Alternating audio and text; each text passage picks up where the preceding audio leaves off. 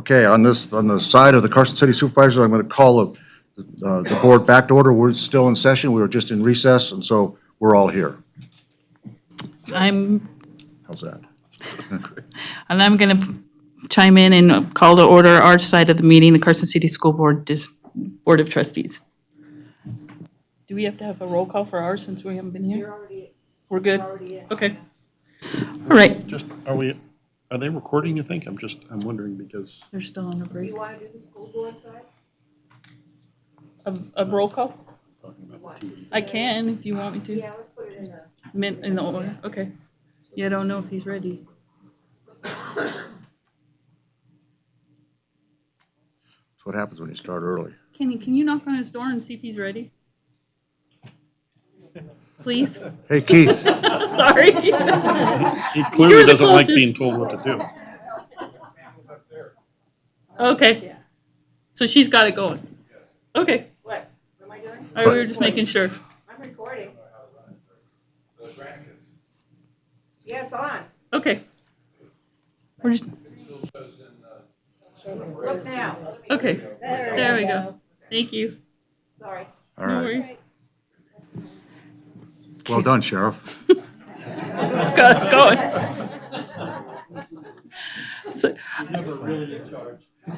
So I'll go ahead and call roll for the school district.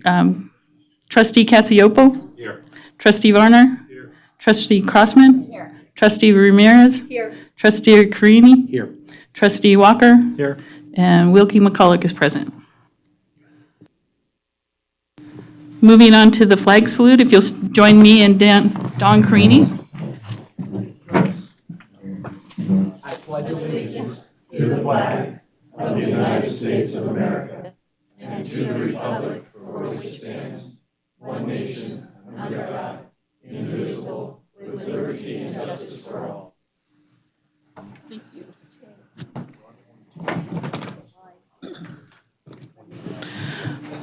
Moving on to number 2 on our agenda, adoption of the agenda as submitted. So moved. Motion by Walker, second by Crossman. All those in favor? Oh, yeah. Is there any public comment on our agenda? Thank you. Seeing none, all those in favor? Moving on to number 3, public comment. Comments may be made by members of the public on any matters within the authority of this board. Although members of the board may respond to questions and discuss issues raised during public comment, no action may be taken on such matters until matters are placed on an agenda for action at a meeting of the board. In making public comment, speakers are asked to sign in, speak into the microphone at the table, and identify themselves for the record. We respect any time limitations posed not to go over 3 minutes and simply not repeat comments further. Is there any public comment? Seeing none, moving on to number 4, welcoming and remarks and introductions of members of each board. Mayor? Okay, I didn't see that on here. You want me to start? Yep, just, Okay. You were first on mine, but that's all right. okay, I can go first. Okay, go. I'll go first. On behalf of the Carson City School District trustees and administration, we welcome you to our biannual joint meeting of the Board of Supervisors. It's yet another thing that makes this community so unique in this state, if not for the nation. To update you on some of the great things that are going on in our school district, we had Carson High School graduated 522 graduates, including 2 National Merit Scholarships, and a USA Presidential Scholar is Crystal Vargas. We had 22 of those graduates get their were in Jump Start and got their AAs before they got their high school diplomas. At Pioneer, we had 56 walk across the stage for graduation, and they've added 3 more, so we're up to 59 there. And they had a record of $125,000 in scholarships this year. In our EDU class, which was a joint education class, which is actually a University of Nevada, Reno class, we had 34 juniors and seniors take that, and they all got their 3 credits towards that college degree. Our prison ed graduated 117, and our adult ed graduated 36, 24 of which were actually in this graduating cohort of 2019. We had 45 CTE work readiness certificates. Our CHS and CMS bands won numerous awards throughout the state and the nation. And our HOSA, FBLA, FFA, Speech and Debate, Skills USA all participated at national levels. And our NJROTC was number one in this area, 13, and is in the running for number one in the nation out of 11 other units. And then we'd like to thank the Sheriff's Department for making our graduation ceremonies run smoothly with traffic, with all of them, with the middle school and our high schools. It was seamless, and we appreciated that help. On to you, Mayor. I can't say much, I mean, I'm not going to have a report like that tonight. That was a wonderful one. So I adopt what Stacy said. I'll also say why I'm wearing kind of an abbreviated outfit tonight. This is a shirt that was given out at Empire when they had their sustainability evening, which was a remarkably wonderful evening, teaching kids about not just environmental concerns, but about science, technology, and things of that nature. And I was really impressed that, they go to the trouble of designing a shirt that says who they are, Rising Stars. And I think that embodies what all of us in this community are, rising stars. We have a wonderful community. It's one community. And I'm terribly proud to live here, and I know the rest of the board members are as well. So thank you for a wonderful report, Stacy, and ready to go. Okay. Moving on to business. Number 5, discussion regarding possible revisions of the joint use agreement of facilities between Carson City and the Carson City School District. We have Jennifer Purge, Dan Earp, and Richard Stokes. Welcome. Thank you, Jennifer Budge, Parks and Recreation Director. Thank you so much for having us today. We've had the Carson City and Carson City School District have had a really wonderful cooperative relationship. We have an agreement that's been in place for more than 35 years. It's a wonderful concept. It is something, unfortunately though, that is dated, doesn't even contemplate facilities that exist today, and really just doesn't match the practice with which the city and the school district work together. So we would like to just discuss a potential opportunity to look at updating the agreement, what the pleasure of the two boards might be to define that relationship further. We have met with Mr. Stokes. He's very amenable to looking at this, and we thought we'd just give you a brief background about what does the city use of the school district facilities, what does the school district use of the city's facilities, how do we cooperate and assist each other, and what are areas in the future that we haven't really thought about and opportunities for the future. So I'm with Dan, our recreation superintendent, and he's going to talk about the different uses that exist today. Thank you. So we did break down in the report kind of some of the basic uses. We won't go into like the detail of every single use, but kind of just the main ones. We'll start with the school district using city facilities. Primarily this room here twice a month for your school board meetings, and then the theater is used a lot for band and choir and drama, musical theater, orchestra, and then a handful of other kind of one-off events such as a talent show, Mr. Carson High pageant, and things like that, where the theater's used pretty extensively. The aquatic facility is also used by the high school swim team, which practices 5 days a week during the swim season, and also has a handful of their meets that use the facility. I don't think they're using this anymore. I think it was just while the Pioneer Gym was under construction, but the Pioneer High School is using our facility for their physical education classes, and then obviously just other breakout rooms for like special needs, PE occasionally. They use this facility for Safe Grad. And then in addition to that, there's some occasional uses of our parks for like cross-country events, sometimes overflow parking for big events at the high school over at Mills Park, and a handful of other things like that as well.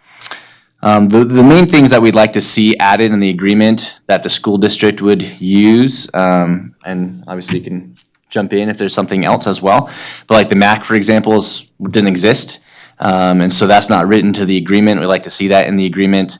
Primarily, in the summertime, like in August before school starting, when we have a lot of the smoky weather, the cross-country team, and some of the other teams like to use the track and keep doing their meeting and exercise a bit in a smoke-free environment. I would like to accommodate them for that and just kind of write that into the agreement. And then on the other side, the things that we primarily use the school district facilities for is our before and after school program, which we use 5 elementary schools every day of the school year in the multi-purpose room or a gym. And so that's pretty extensive. And then we also use some of the gyms pretty regularly in the wintertime for our adult and youth basketball programs, some of our overflow that we can't accommodate all of it at the max. So we do some here in the community center and then some at the, usually at the middle schools. And then as far as things that maybe we could look into addressing in the agreement, and these are just kind of a wish list, but we're working on Wi-Fi access for our after-school program. We got that going this last week of the school year, so we got to try that out for a week. So we want to make sure that continues. And then just some collaboration with potentially seasonal job opportunities, working with the high school a little bit more, and maybe some busing opportunities for some of our programs as well.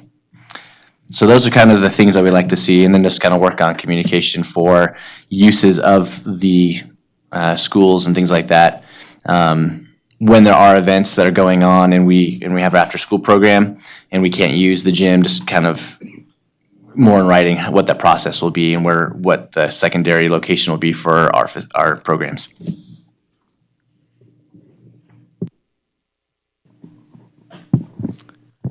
For the record, Richard Stokes, Superintendent of Carson City School District. I think we each shared an interest in seeing the signatures that were on the joint use. Harold Jacobson, Mayor, and we have been very fortunate in our community to have these shared venues. That's just all there is to it. And I mentioned to my friends at the city that above all, I wanted to make sure that we were able to, within this process, maintain good working relationships and the ability to share our facilities. I like the fact that there's a lot of loose language in the programs and the affiliation that we have within the joint use agreement.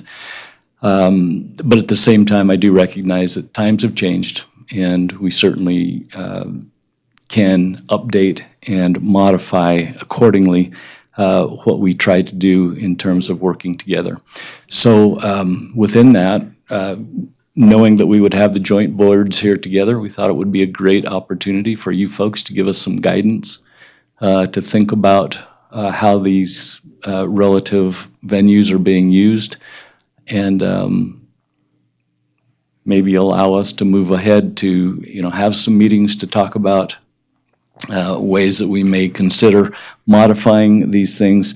But I think it would be tough for me from where I sit to try and figure out if we're going to try to keep track of each other's hours and figure out if there's a pay schedule here that works or doesn't work. I worry about that because it seems like we get to that point, we have to hire more people, and then we're even counting minutes and hours to see who's getting the best bang for the buck. And I worry that this kind of attempt could cause challenges and difficulties, and I certainly don't want us to be in that kind of a situation or place. So certainly we'll pledge our efforts, and we want to be as open and as available as we can be in our work here together.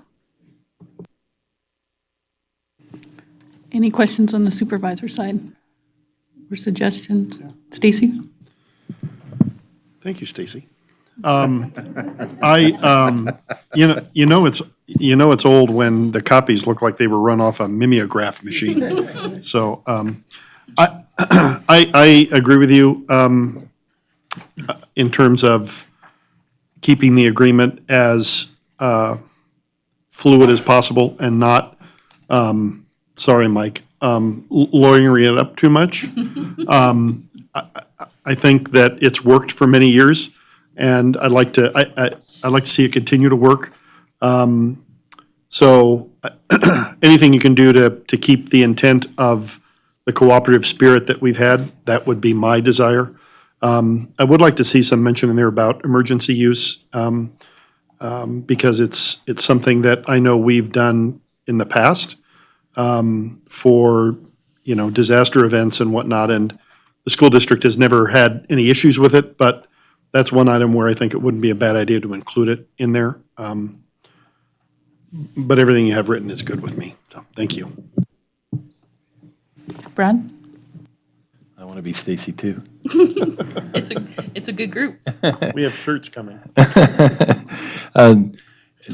Jen, I'm curious whether, I think currently our agreement with the MAC and the Boys and Girls Club is under an MOU, a memorandum of understanding.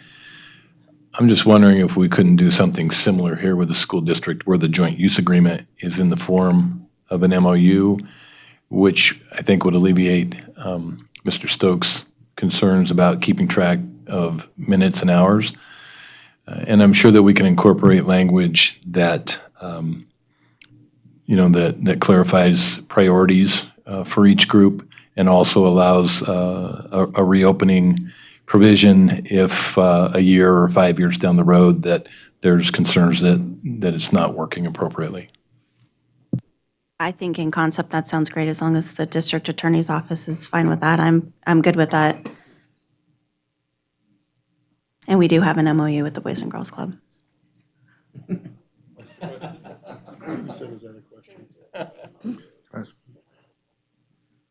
I'll have a question if she does. I think it was direction. Yeah, so let me just sort of address real quickly this idea of an MOU. I don't have any opposition to it on behalf of the DA's office.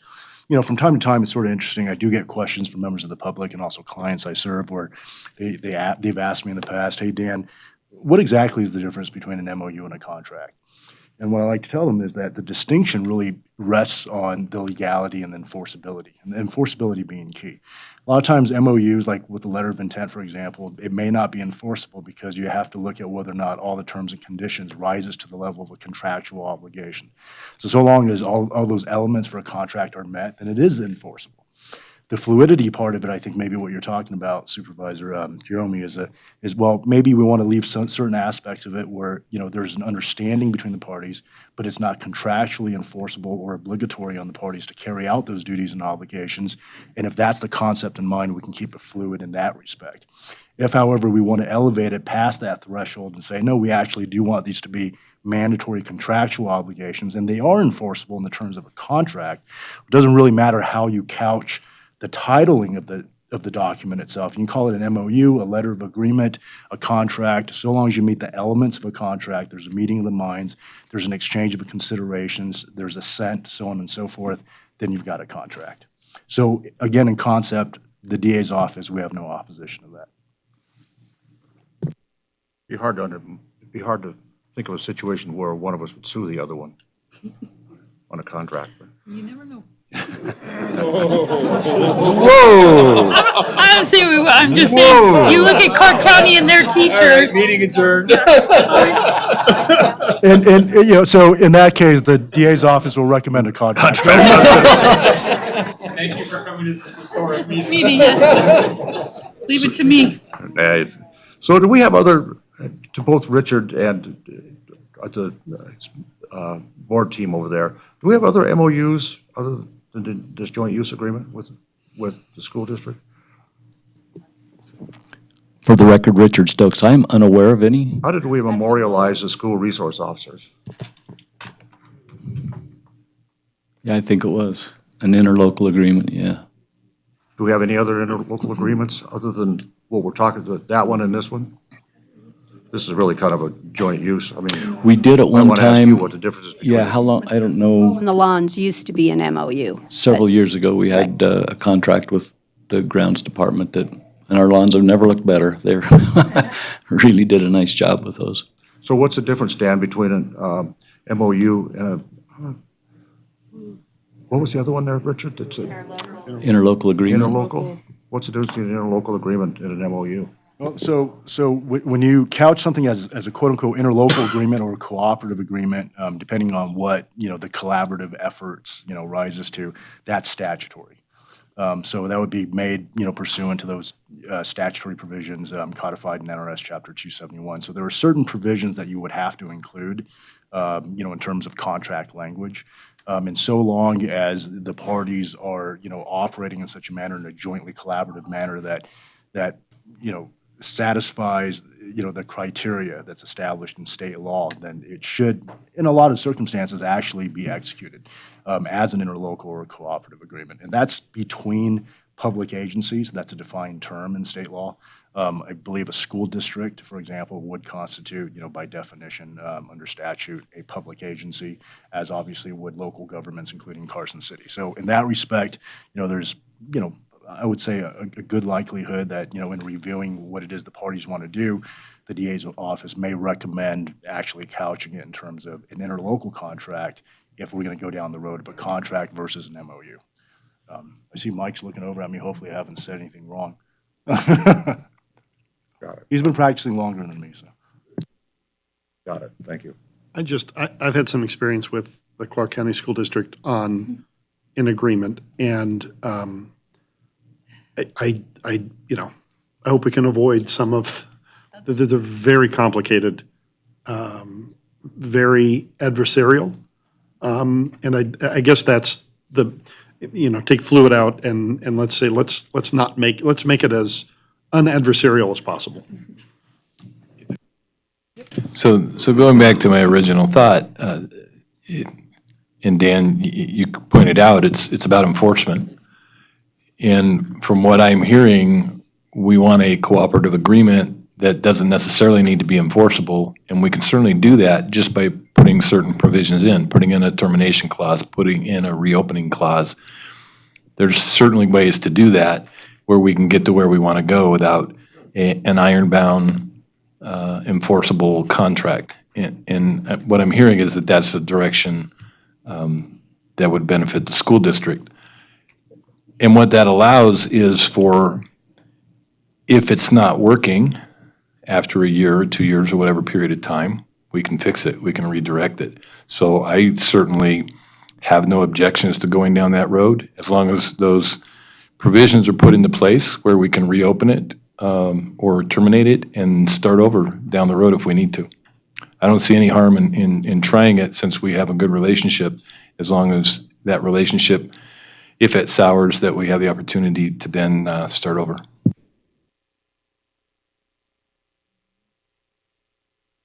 Anybody on the school board side? Joe? I really have nothing else to add other than to just say I concur. I'd like to keep it as simple as we can. I think if we didn't already have a positive relationship in place, we might want to ratchet things up a little bit, but given the history we have, I think the easier the better. And I like your idea. As long as we have a mechanism in place where we can revisit it if for some reason it's not working, then I think both parties are safe. So I would support that. Laurel? Well, and I just want to thank the city for all of the use that we have for the school and the school. I was thinking of the emergency uses that the city uses with the school sites for evacuation centers and such. But also really want to thank you guys for updating the aquatic facility. I've served as a volunteer at the Junior Olympics, at the state meet that they host. No other facility in Northern Nevada has a full-size Olympic pool. And there were people from Northern California complimenting us and not in disbelief that we had such a nice facility here. So that would just be, my recommendation is to continue to improve that because it's very well used. It hosts more meets than any of the other pools up in Reno. For all of that, it hosts regionals and state.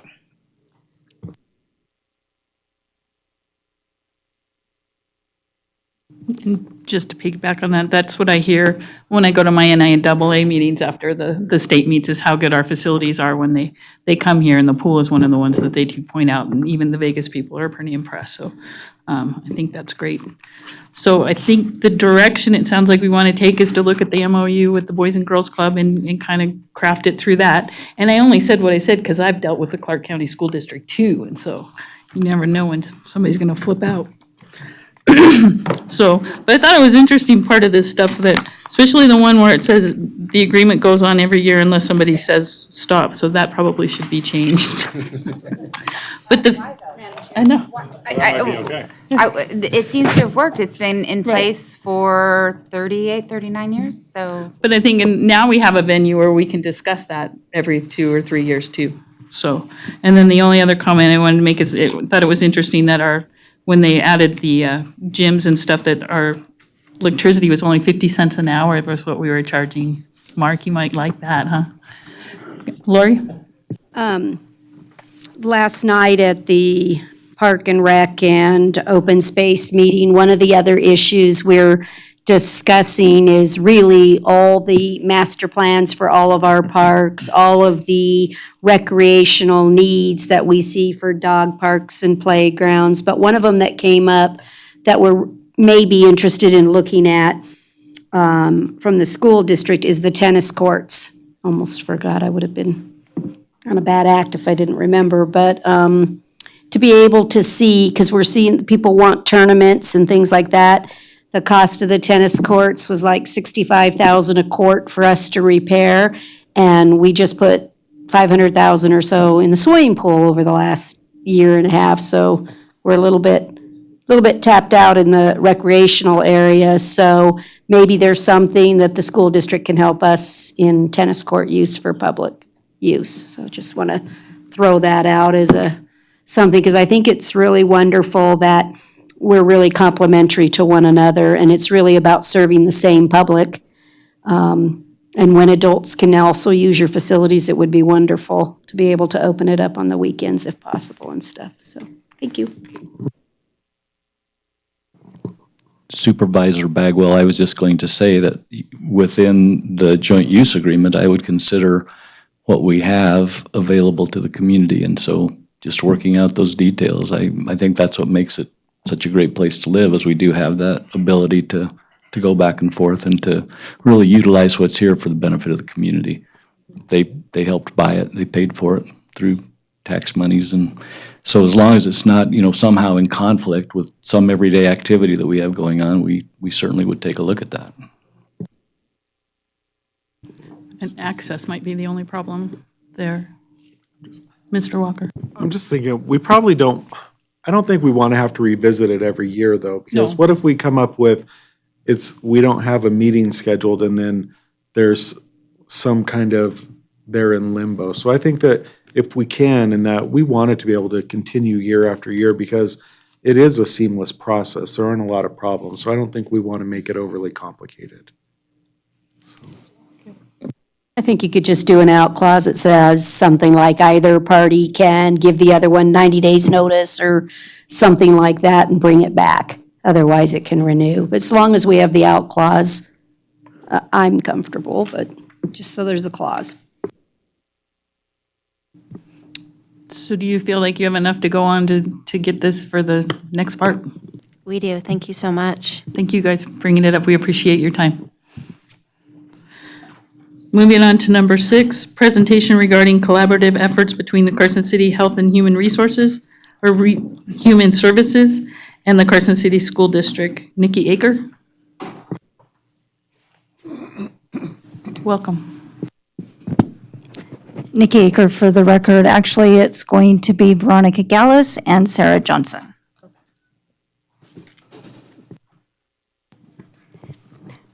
Hi, my name is Veronica Gallus. It's Ronnie mostly, for the record. And I'm the Clinical Services Manager at Carson City Health and Human Services.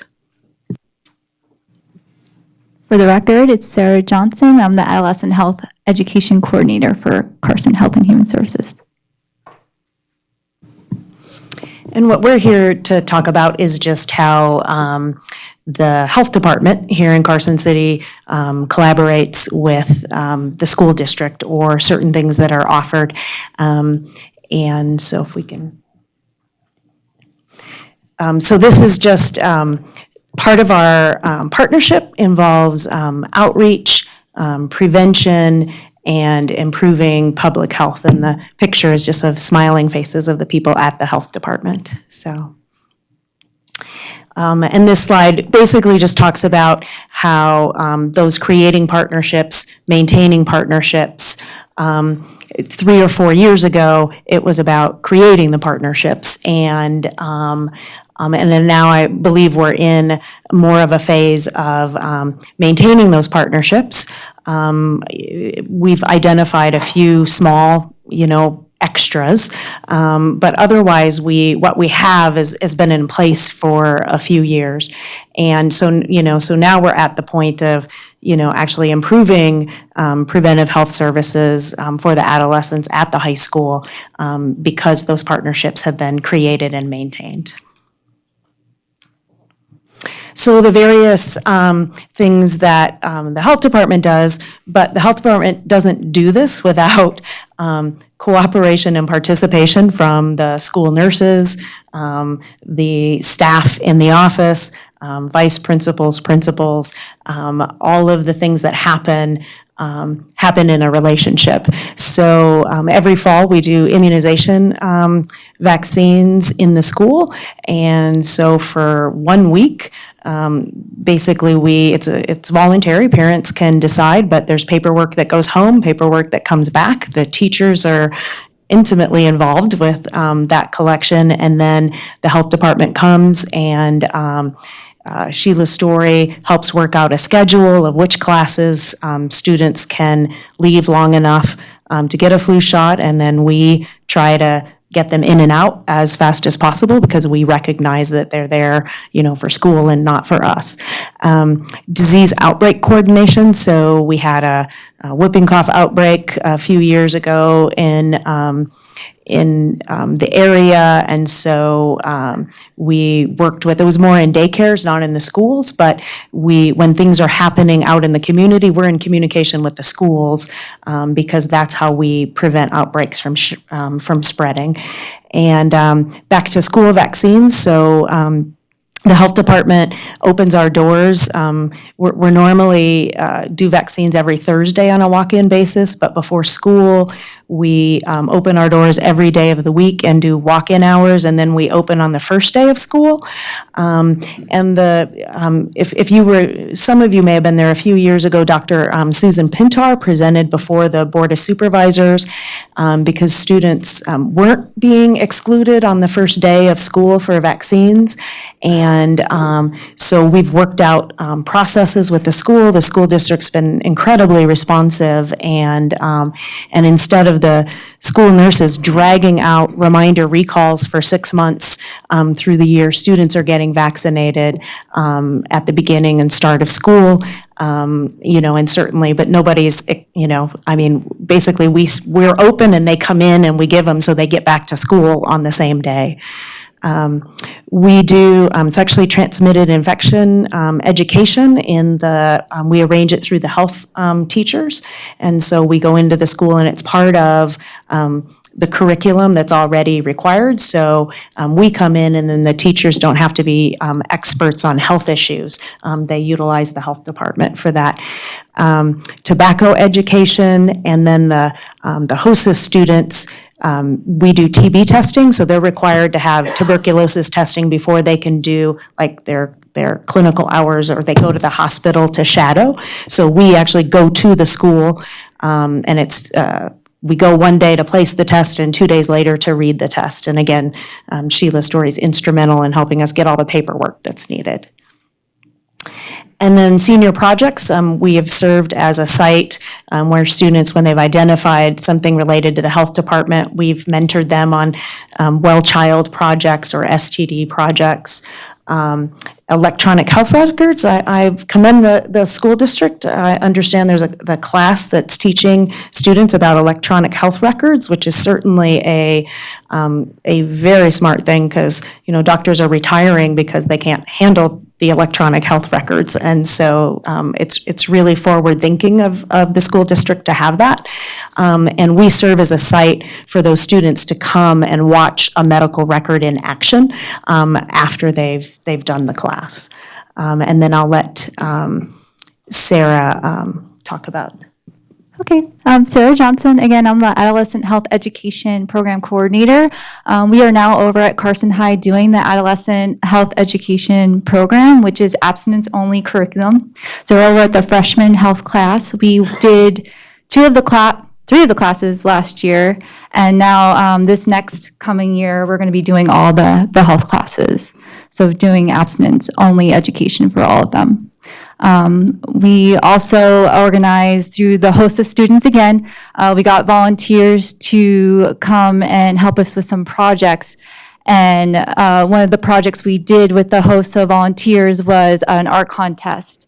For a quality improvement project through my program, one of the parts of it, and I'll talk about that, was to update our clinic lobby with Ronnie. And we wanted to put up art in the lobby. And so it's displayed, the winners are displayed in our new updated lobby. Yeah, and the bleed control kits are part of our public health preparedness program with all of the, national attention with active shooters. And certainly, I'm guessing both of our departments are doing training that we never would have imagined we would ever have to do. And so our public health preparedness program is able to provide bleed control kits and then I believe training for the use of those kits in any, in an event that I'd like to plug my ears and say, that it would never happen. But we're making those available to the school district. Okay. And then we present to the Family Life Committee on some of the various, we get approval through the Family Life Committee for the curriculum that we're presenting on sexually transmitted diseases and on the various classes that Sarah has as part of her. It's abstinence only, but it teaches about decision-making, risk behavior, alcohol and drugs, impacts on, decision-making. Maybe, she can speak more to but it's a broad curriculum. And but as part of the Family Life Committee, when we were presenting some of the stuff we're presenting today, they were like, you know what, the school nurses and the counselors have to come back and make up a snow day. So would you guys come and do an education session with us? And so the topics they asked about were vaping. So not just, they wanted to know specific things about Carson City and the impact on adolescents in our community related to these issues. So we asked the speakers to hone in on Carson City and hone in on adolescents. So they talked about vaping. We had somebody from the Mallory Center come and talk about suicide. And Dustin Booth came and gave an update of epidemiology, sexually transmitted diseases, any of the basically preventable diseases and what we're seeing in Carson City. And then Sarah talked about how to talk about sex with parents and with students, because as we walk in and do education, then students actually start opening up and starting to talk to the teachers and the school nurses. And so now we're taking the next step and saying, okay, we need to make sure the teachers are equipped when those conversations are happening. And so Sarah did a presentation on that, and this just happened on June 6th. And then we were able to offer nursing CEUs when we did the presentation as well. And I also have a curriculum through my program, which is a new curriculum that we started this year doing, teaching parents how to talk to their kids about sex. And so it's really good to collaborate that with our classes if we can. So when the kids come home and ask questions, the parents know how to respond, because that's a hard one, right? So another thing, again, I did a quality improvement project for the health department for Nikki. And it was really to improve the teen knowledge and comfort of our health department. So it all started with wanting to do tours of the clinic, to have them come over, walk over that long walk to our health department and really see it, so they know what we offer and what's available for their families and for themselves eventually. So the services, where the location, that it's so close by, because what I was finding when I was doing classes is the kids didn't even know where we were and that we existed and we had services for them. So when, after the tours were done, I did a survey of all the freshmen last year. There was 289 freshmen that actually toured the health department and got information. And these are some of the results. I won't read them all. But a lot of them were positive toward the staff. So they really liked the staff. The biggest complaint was what the clinic looked like and their comfort level. But overall, it was really positive both years. But we got a lot of kids surveyed both years. They were just different kids. But that led to more of a quality improvement, and that's where I go on to the clinic, the lobby. So again, this is comfort. So this is just to show you guys a little before and after of our clinic lobby. And this is the before, and this is the after. So together with Ronnie, we really wanted to make it just a little more updated, a little more comfortable. And then on the left there, you see is where the Carson High, the art contest winners are at. And I have another picture of that next. So again, the hostess students, the volunteers, actually, they did everything. So I just said, hey, we're going to do an art contest. We want to hang it in our new lobby. You know, let's get some students to submit some art. And they chose what art to pick, first, second, and third. And that's it. And it's hanging in our new clinic lobby.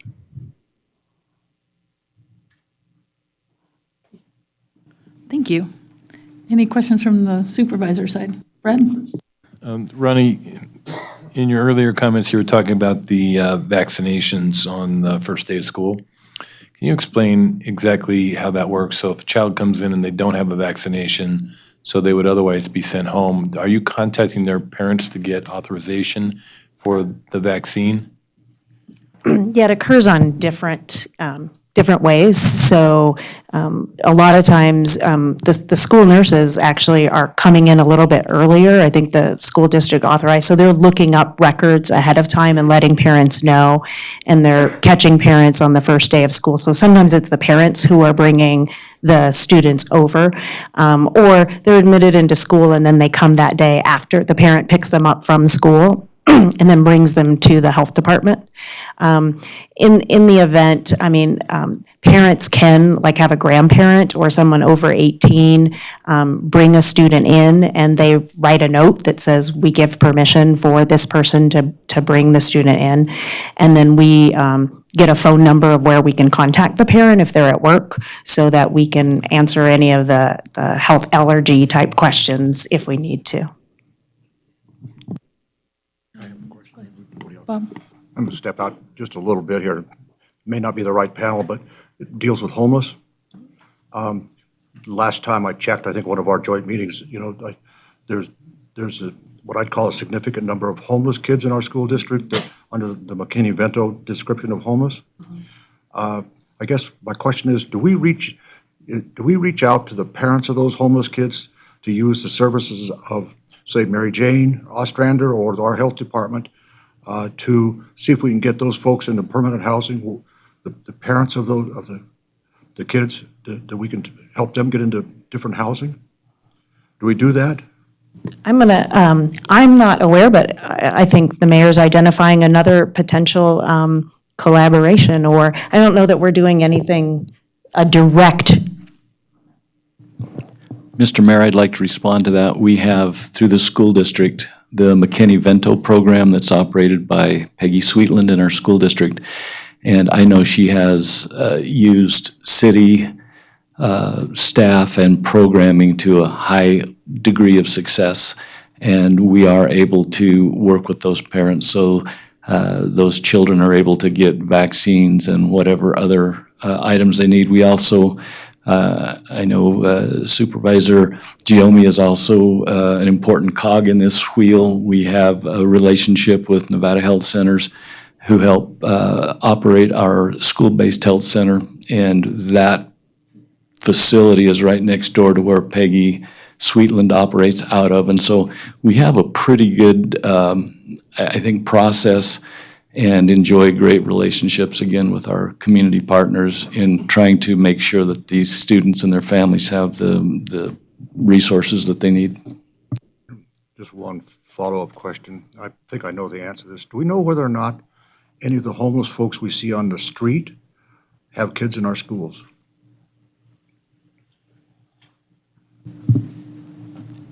Richard Stokes, for the record. I believe that we have a pretty good handle on people who have presented themselves to our facility. When these people come and go from our town, I'm not sure how well those children are represented. Mike?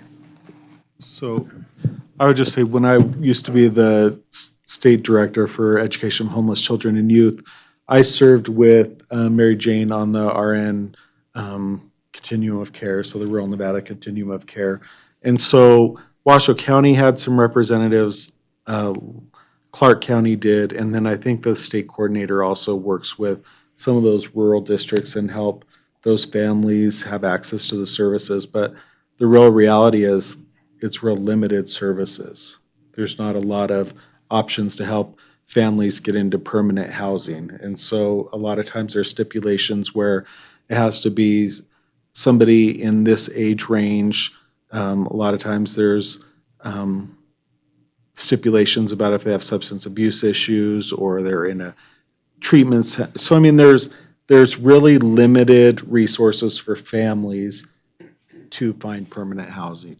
Would that change if we used that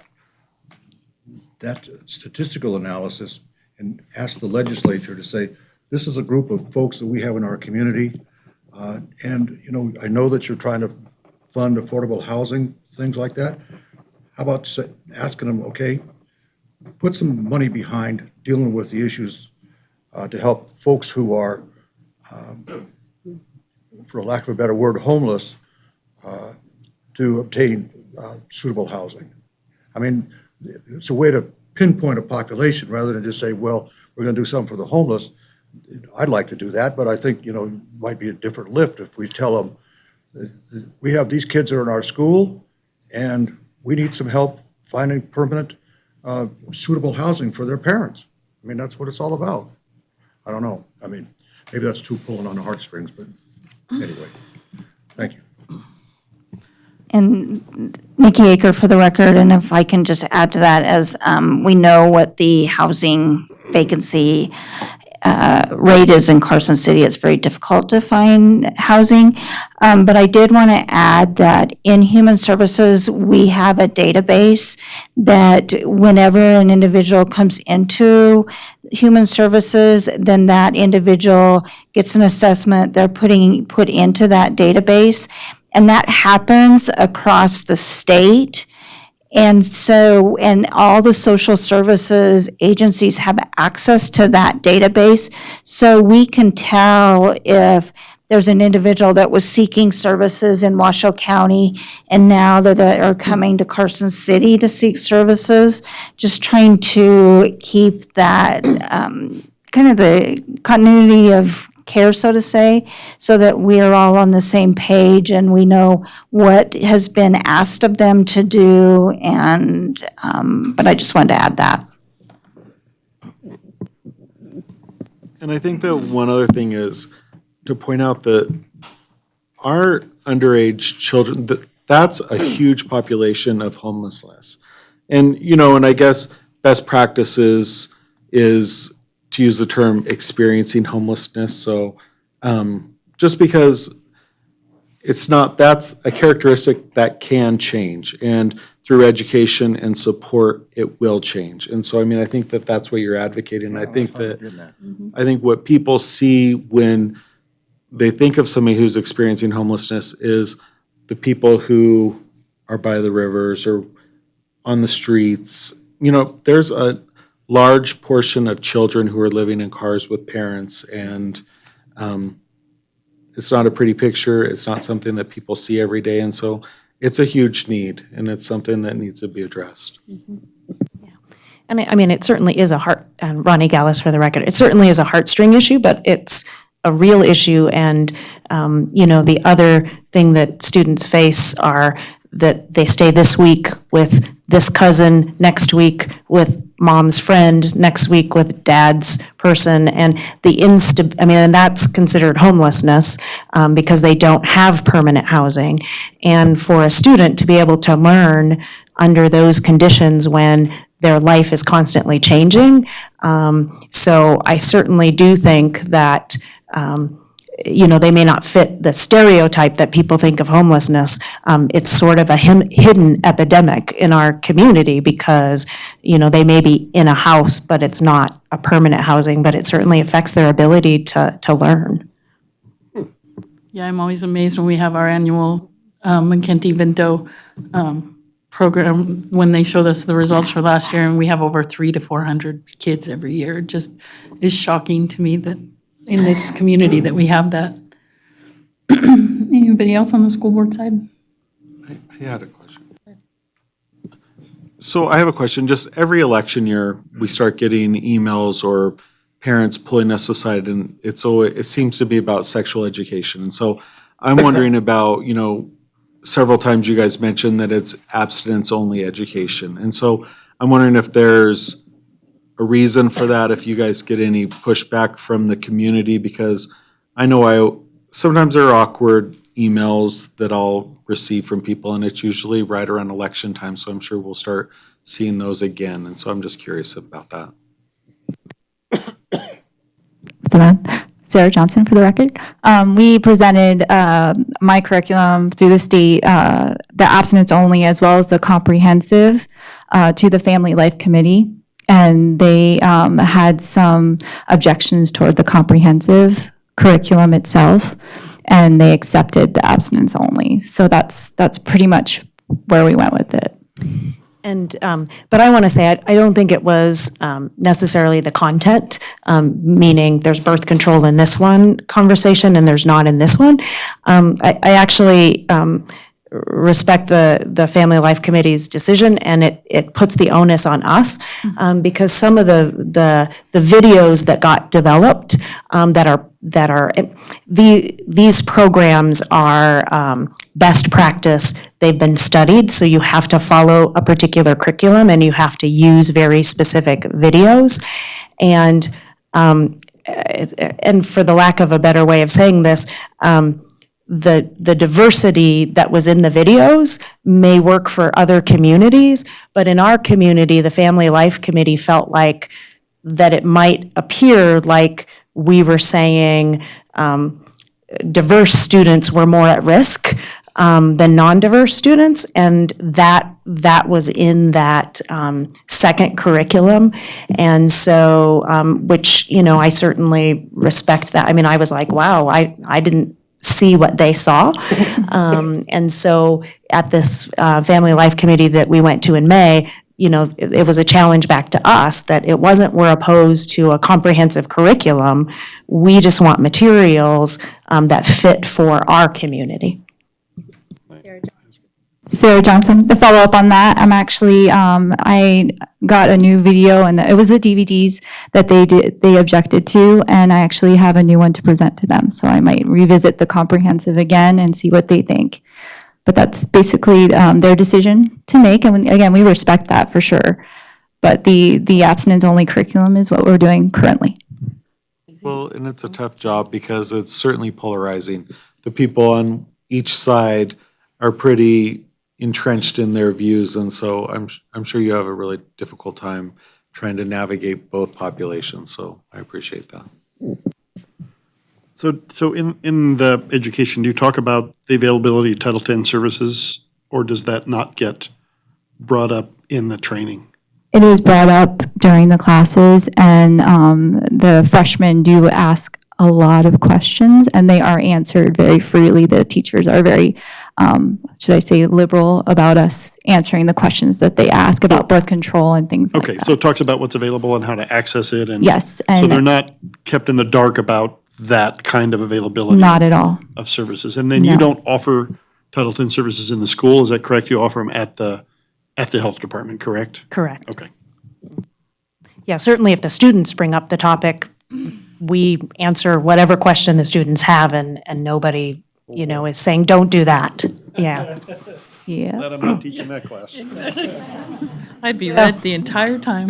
Yeah, and I try to, even in our own clinic, we try to remind parents and family members when they come in, the staff at the health department are mothers and grandmothers, and we have our own, we don't want our kids to have sex till they're 25 either.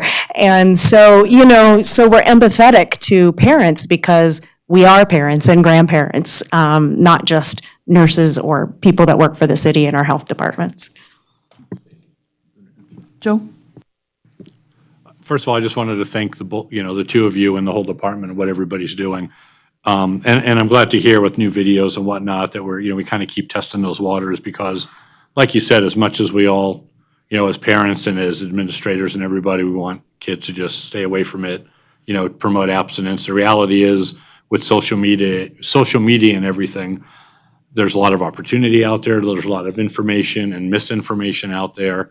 And I think the education goes a long way when we can accept the fact that despite what we'd like to happen, kids are getting involved in a lot of things that we wish they weren't, and they just need good, reliable information. So thanks for everything you're doing.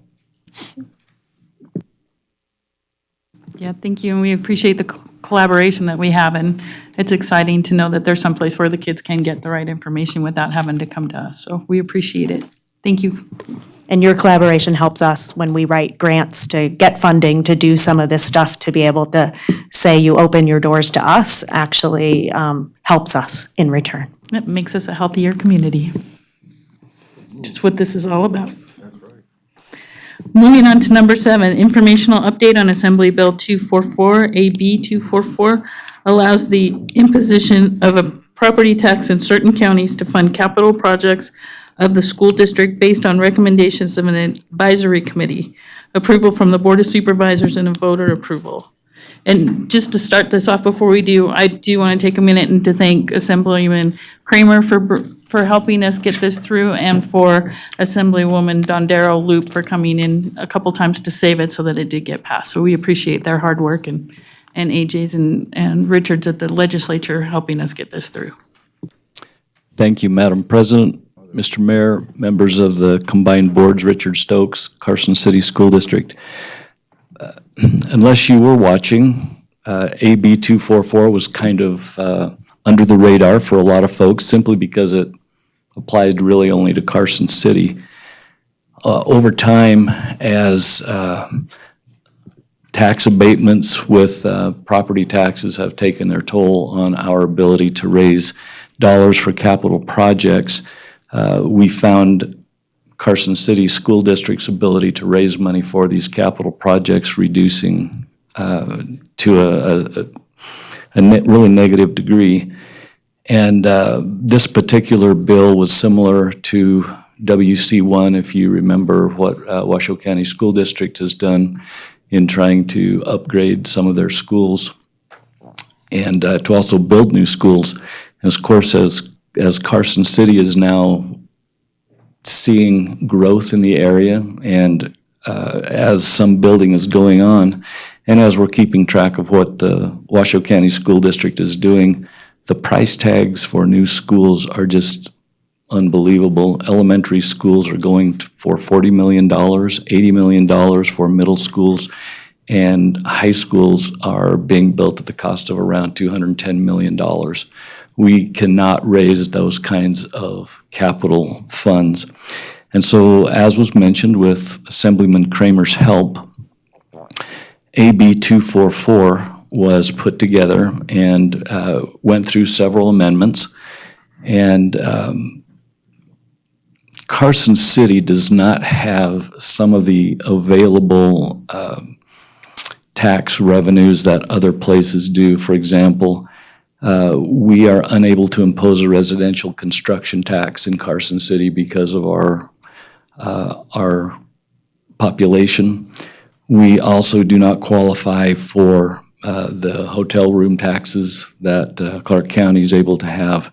And there's also monies that are available through transfers of real property. So because of these things, again, we find ourselves in this place. So AB 244 was intended to create a mechanism for us to raise capital to help fund projects like school buildings, and not only new school construction, but also just some of the maintenance and ongoing upgrades that we need to do to make our buildings safe and efficient. So Assembly Bill 244 accomplishes this by allowing our school board to see that this need exists if we recognize or recommend that we build a school or build onto a school. Our trustees would then appoint an advisory committee that would then study this concept or the idea, see how bad things really are in terms of maybe renovations or upgrades or even just student growth. And that group then would come back with a recommendation to our trustees, who in turn would take that process or that need to you folks, the Board of Supervisors, and ask you to then put on the general ballot a question that would allow for the imposition of a property tax. And there would be, of course, a large amount of work that goes into that process that includes not only the type of tax, but also how long this tax would be in place. And again, with the goal of being able to fund capital projects. The process is outlined in the bill, but since how this would obviously impact your board, we wanted to talk about it a little bit, answer questions, and also, I guess, let you know that this bill sunsets on April 2nd, 2022. So it's not something that's on the books into perpetuity. We would have a finite amount of time if we needed to use this process. And like I say, that end date is April 2nd, 2022. AJ, do you have anything that you'd like to add that I've left out? I would just say the property tax is the only option. The Washoe County bill had 5 different options for taxes that could be levied. But as the amendments came through, it was reduced down to property taxes being the only option. The property tax is also not subject to tax abatement. It is not subject to the countywide property tax cap. So it would allow us to not have those restrictions upon it. And the one other thing that should be mentioned, if you remember right in this thing, is we started out with 45 cents was our, what do you call that? Our tax rate. And I think in 2008 is when we took it down. We gave 2 more cents back to you guys. And we brought ours down to 43 too. So that's something else to keep in mind too, that we did that and gave it back to the city and the city took it. So just are there any other questions? Stacy? Yeah, just not a question, but a statement. I mean, there's only one general election before this bill sunsets. It's actually the committee has to be formed by the date, not that we take it to the vote, right? Oh, okay. It's just section Okay. 1 Right. Yeah, expires. so it's a general election Got in you. 2020 or 2022. Right. But We just but have to form committee the has to have it committee. Committee has to before. be formed. Correct. Okay, Yeah. sorry, I didn't read the bill, so. Section 1. Okay, thank you. So it's 2 sessions, or 2 general elections. How does that interplay with the bill that allows the school district to pick up the piece of redevelopment that they don't get now when the redevelopment district is formed?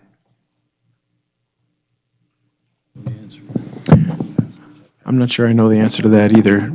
So currently, I know the school district, we through the redevelopment tax, there's about $400,000 that's redirected to help the redevelopment district that would otherwise come to the school district.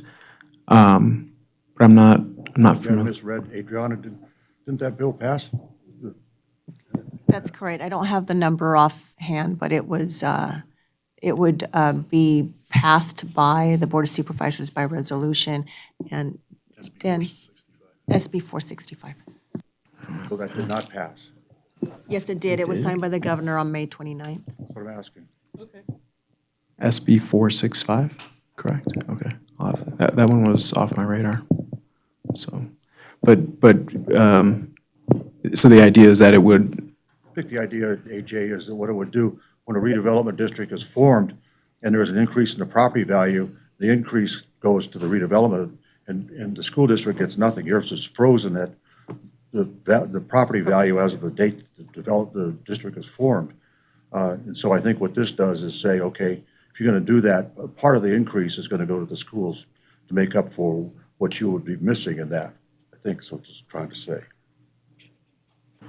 So I'm just asking to be aware that I think, I don't know how that interplays with the property tax one, but just something to think about. yeah, thank you. Well, and if you're looking for a job to work for me on legislative updates and tracking, I would really appreciate that, Mayor. I don't want to ever go back there. After this session, neither does AJ. Brad? So this is interesting because it appears to take the form of a special assessment rather than an addition to the property tax. But I don't see anything in here that says how much it would be. So have you come up with estimates on what you would need based on a 20-year projection?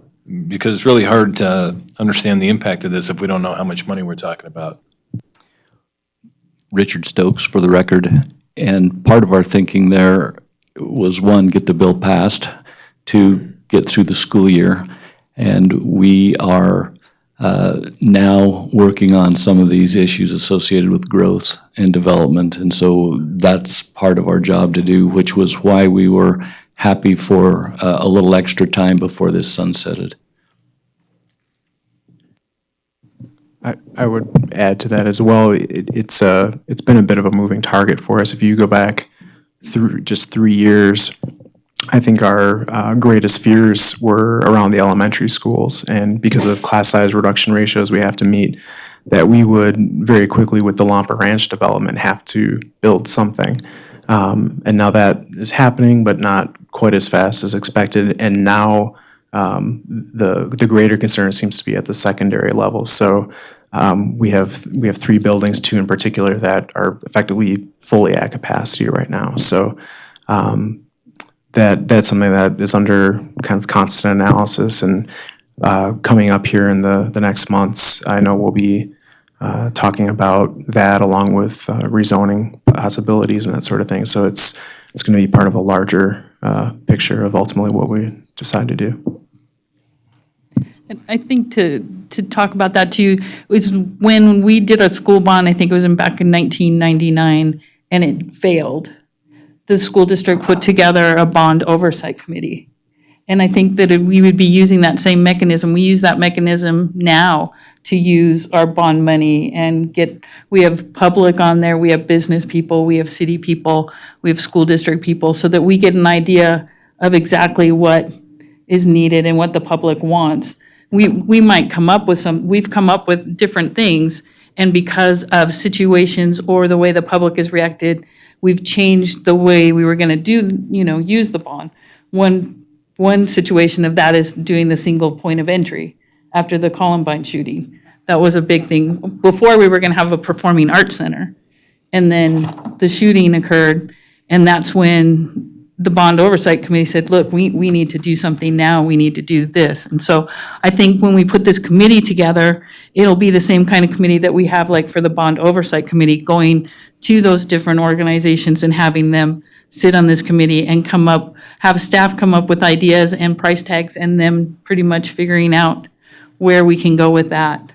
the Washoe County one, they had both mayors, they had an assembly person, they had somebody from the PTA, Nevada PTA, they had somebody from the realtors, the chamber, the commissions, the resort association. So I think there's a lot of people that we can bring to the table to get this to a point before it comes to you guys about how much money we're gonna get. So Stacy, Mike? I guess my caution would be, we would have to really be real clear with the public about the need. And I think property tax is a hard sell for a lot of people.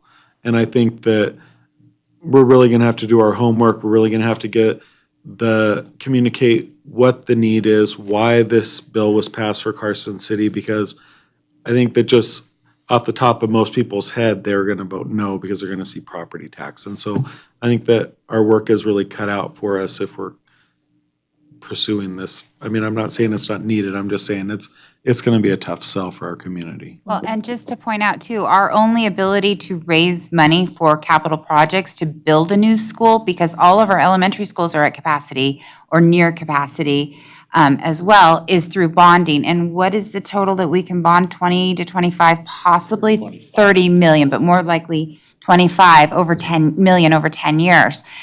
That's not even going to build an elementary school. That would be 20 years before we could build an additional, or if it wasn't an elementary school, if it was to build a middle school, we're looking at that not being possible. The high school is quite full, and if as growth occurs, that 200 million price tag on a high school is not something that we would be able to ever build. Laurel, when you say that you only have the ability to bond 25 million, is that based on current bonding capacity? Yeah, Okay. current bonding capacity. So just some rough numbers, 1 penny of property tax generates approximately $200,000. The debt service on a $200 million bond is going to be in the neighborhood of $800,000.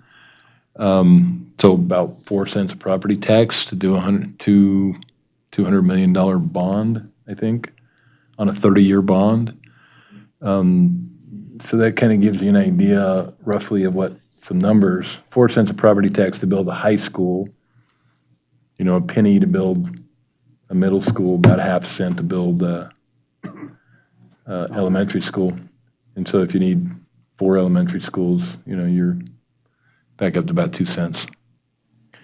But to Trustee Walker's comment on the property tax, I think we're well aware. One of the comments that came up when we were up at the legislature discussing this was concerned, because originally the Washoe County bill had 5 taxes that were an option. It was whittled down. Most of them really wouldn't have done much for us except for potentially property tax or sales tax. Sales tax, as Washoe County did, was very much frowned upon now, 4 years later, because of it being kind of more of a regressive tax and the impact that had. So that was a part of one of the amendments to take that out as an option. So property tax was the last one left. And talking about the numbers for schools, one of the I think the kind of interesting points is a kind of a point in the road for the community fork in the road is you have Carson High now at about 2,300 kids. When Carson City is built out completely, we expect there to be anywhere from 38 to 4,100 high school age kids in the city.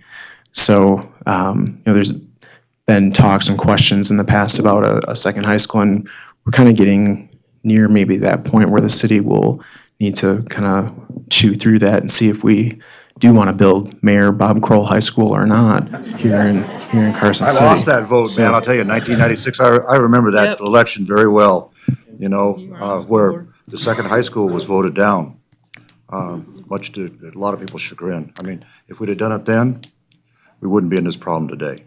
Madam Chair, I need to clarify my earlier remarks. That $800,000 figure is the monthly payment, not the annual payment. So that'd be, to build a high school would be about 48 cents. Yeah. I was Yeah. thinking that was a, Piece of I cake. don't do math in my head. What's the decimal point, yeah? What's a decimal point? Stacy. Joe? AJ, I think everybody's aware of the needs we have. We spent a fair amount of time today looking at some options related to those needs. But I guess it's just a question, when we talk about this property tax, last election cycle or the one before, when we passed the marijuana tax, that was going to be a saving grace. Money was going to be rolled to the school districts, which it was, but then other monies were taken out at the state level. So while, it was supplanted. Is there any mechanism here where that same thing could happen? Or would this, if something like this were to pass, it would be truly be additional money on top of what we already have? It would be ours. There's no ability, especially since it's not going to pass through hands of anyone at the state level. They can't poach that as they have on the marijuana and the room tax that voters approved, but yeah, that's a good question. And AJ, also, there could be an end date to when a sunset to that tax, if it was to build a high school or to build a high school and one middle school or, something like that, it could be raised just for that time period. Right. The question has to have a period for the tax. It has a defined end date, which would be defined by, when we go through the financials of the amount of money, how the payoffs would look, it would have an end point in the future. So. I'd just like to ask a clarification because it seems a little counterintuitive to me. So if the voters pass this, whatever amount of tax, it appears that, unless I'm reading something wrong, you still have to comply with the bond requirements in Chapter 350. So even though this is outside the cap, it does not change your bonding capacity, right? So you only can do a percentage of the assessed value in bonds. Are you guys 10%, 15%? I can't remember on a school district. So 10%, yeah. 10? Yeah. I thought off the top of my head. So you wouldn't even have the capacity to use this because you didn't get an exemption from that. That it does say you can pledge this for a bond, but do you even have the ability to build a $200 million in the bonding capacity? I don't know. I don't That's know my- that we could actually go that. But I think the reality is too, if there was a decision over the next 2 years to say, yes, we need to build a new high school, it's not going to be a full new high school. I would think it'd be more kind of, if you're familiar with DeMonte Ranch up in Washoe County, it started actually as a 712 building, then it just became a high school, but really it was kind of half a high school. And now they've completed the other half and they've doubled the size of it. So I think it would be progressive in nature. We wouldn't jump ahead to that. From an operating standpoint, that would kill us to have a building that big that we really couldn't fill, at least for, until whenever we get to 4,000 kids or whenever that happens. We're very cognizant of the concerns from the operational side of whatever we build. If you have paid attention at all to what happened during the session, they completely changed the funding mechanism for K-12 education starting in fiscal '22. And for us, everything we know, it's not very good for us. There's really one county in the state that benefits greatly, and you can probably guess which one. So that's unfortunate. There's still a ways to go with that, but if clearly there's going to be operating concerns, we wouldn't want to build something that we couldn't operate as well. So I think that was my secondary question is, let's say you even got it built, but if you didn't have the operational money for the teachers, what good did it do us to build the building? right, we were just talking about this today that there's a bit of irony that we finally got a third option to raise funds, but it was in the same year that, from an operational standpoint, we might have lost. So.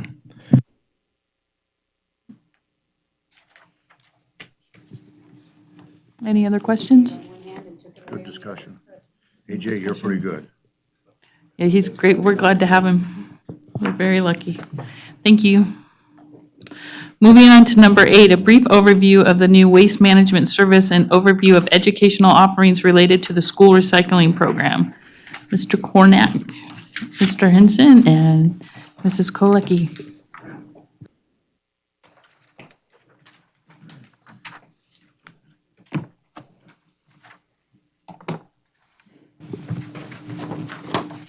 Thank you for being here.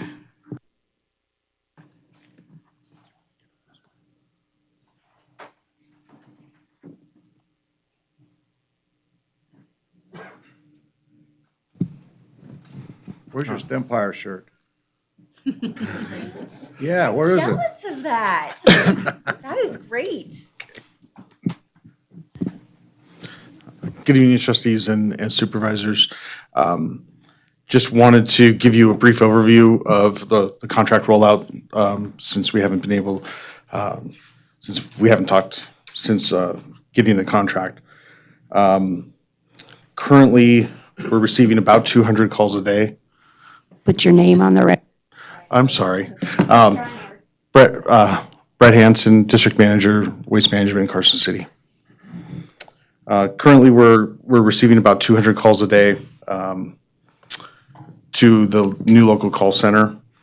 Most of the questions are regarding cart swaps and just general information about the contract. We've received, or we've approved 62 exemptions to the mandatory service. We have 23 low-income senior rates that have been approved. 6 of our 10 trucks have been delivered. We're working on registration and inspections on those trucks. Carts are currently being delivered in Carson City over the last 4 weeks. They will be all delivered before the first service day for that neighborhood. We're currently, and this is kind of a weird stat, but we're currently getting 200 tickets for cart swaps per day. Those are customers that have received a card, they don't want it. And so that is also per item. So if you were to call and say, I don't want this recycling or yard waste container, that'd be 2 tickets. We also have crews going through the routes, picking up old carts and crates, as well as anything with a Take Me sticker. Welcome packets were attached to the carts, and they're also on the website in case the welcome packet somehow doesn't make it or gets lost or thrown away.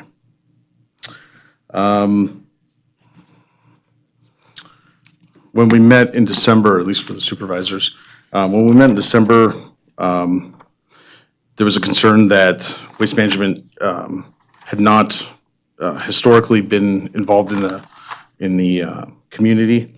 So I just wanted to kind of go over a brief overview of that. We've held 3 open houses to meet with the community and discuss the new contract. We've made donations to Fish, Greenhouse Project, Stewart Indian School, and UNR Athletics. And we've attended events, I don't know, 4 or 5 school events between the STEM, is that right? Yeah. Less than that? 3? A couple of, I'm sorry. Couple of events. Kendra Kostelecki for the record. A couple of events and several visits to the school to speak with teachers. We've also had events at Harley Davidson, the Downtown Business Association, Chamber of Commerce, and the Senior Center. In regards to the school district, we've met with Mark several times. Based on just your current level of service, you're looking at a $52,000 savings, just based on current service levels. And in working with Mark, we're going to find a lot more than that, and that's going to be determined over the next several months. And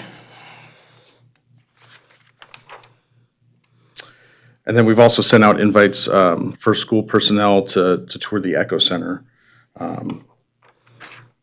in Reno. So that's also invitation to any of you folks that are interested. So that's just kind of a brief overview. Just wanted to see if any of you had any questions.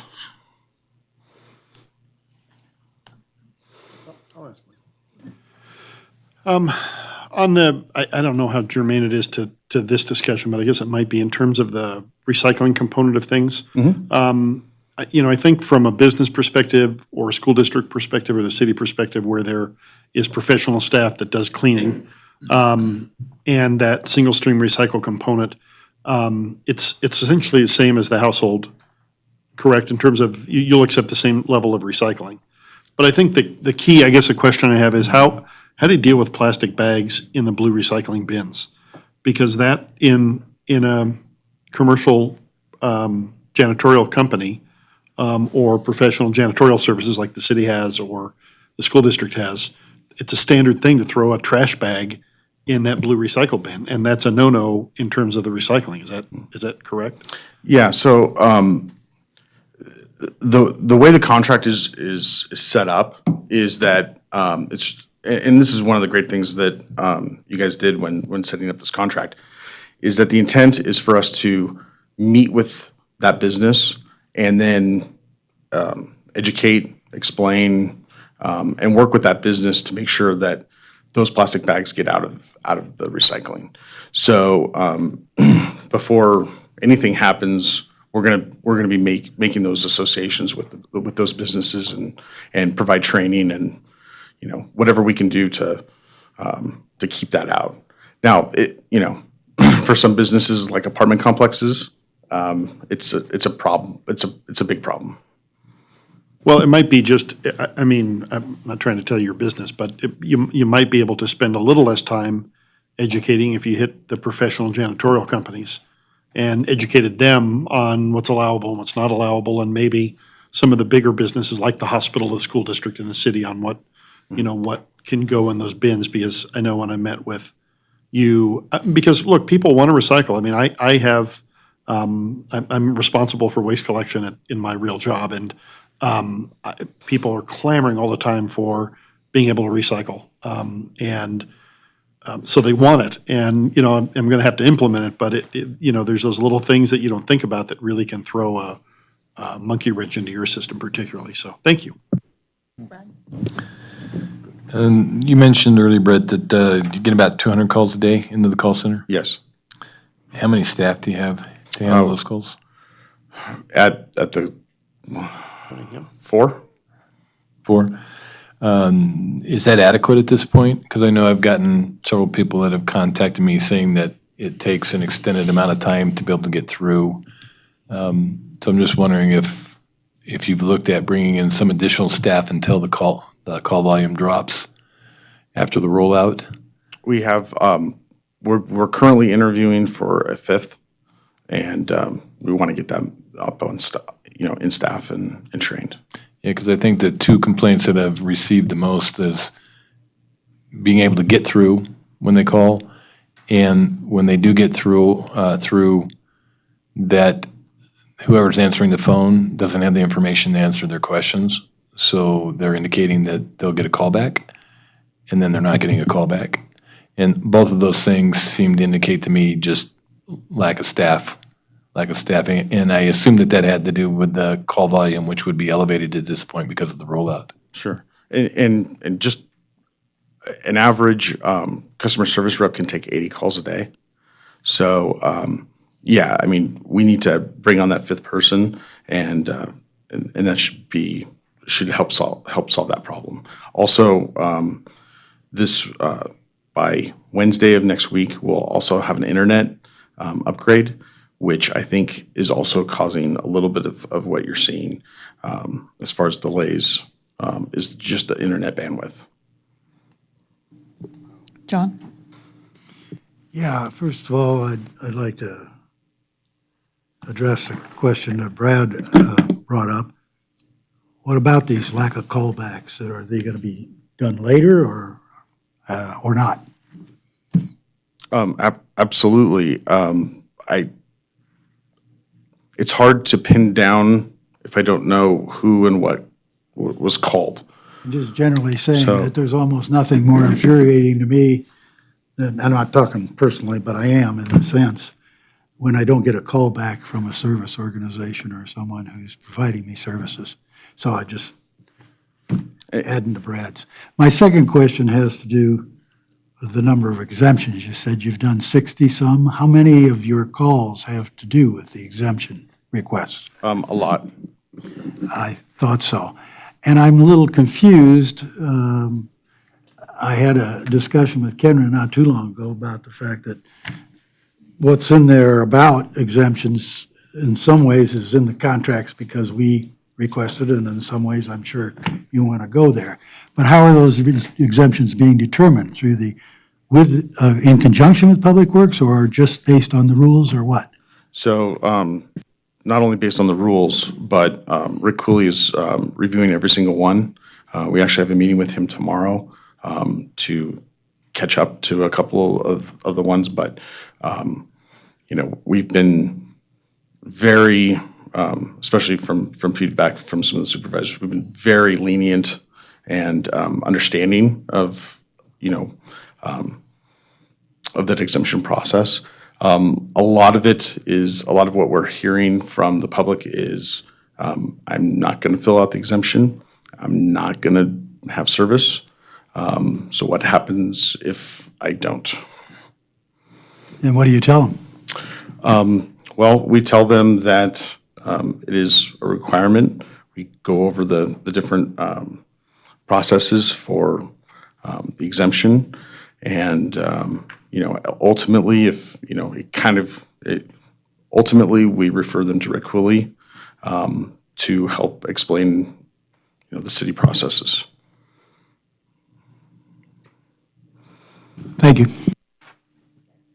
Yeah, and I mean, I think it would be good for people to hear that in terms of enforcement and enforcing that, it's waste management responsibility, not Rick's responsibility. Is that a fair statement? Absolutely, but when a customer says, who put this in place? Right. So I definitely understand what you're saying, and yeah. we are doing everything we can not to drive calls to Rick or to the city. But the reality is, they're going to get a bill, and if they don't pay the bill, there's going to be civil action taken by Waste Management to collect. That's the bottom line. Right, and I think a lot of it is, you're telling me an answer that I don't want to hear. Right. So who else can I go to? Right. Okay, thank you. Anybody? How many of your calls are people asking, saying, I don't create any garbage? I would say approximately 30 out of the 200 on average. Anybody over here? Mark, did you have anything to add from the school district side? Yes. Mark Hornick, Director of Operations for the school district. I think what it all comes down to is education. And that's the business we're in, education. So we've had a partnership with Waste Management for quite a while now. In fact, this third time this week, Brett and I have talked on 3 different items. And we're working on a baseline data. So, Brett's getting me some information so we can have a starting point to see where we're at in a year, see what we've done, verify this $52,000 savings that Brett says we'll get. But I think we probably can do better even. This way we can look at the costs and fees from last year and compare them to the coming year, because it's a different matrix. It's definitely a different matrix. We're looking at where bin locations are going to go at the school, what the frequency is for pickups, providing them with maps and locations of where we already have bins. We're probably going to lose bins because right now we have a couple large bins for paper, cardboard, and now we'll be able to put them together. So we're trying to figure out the volume for that. Waste Management recently donated 200 baskets to us that they don't really need anymore in their operations. So we'll be using those in the schools at various locations around the schools for collection.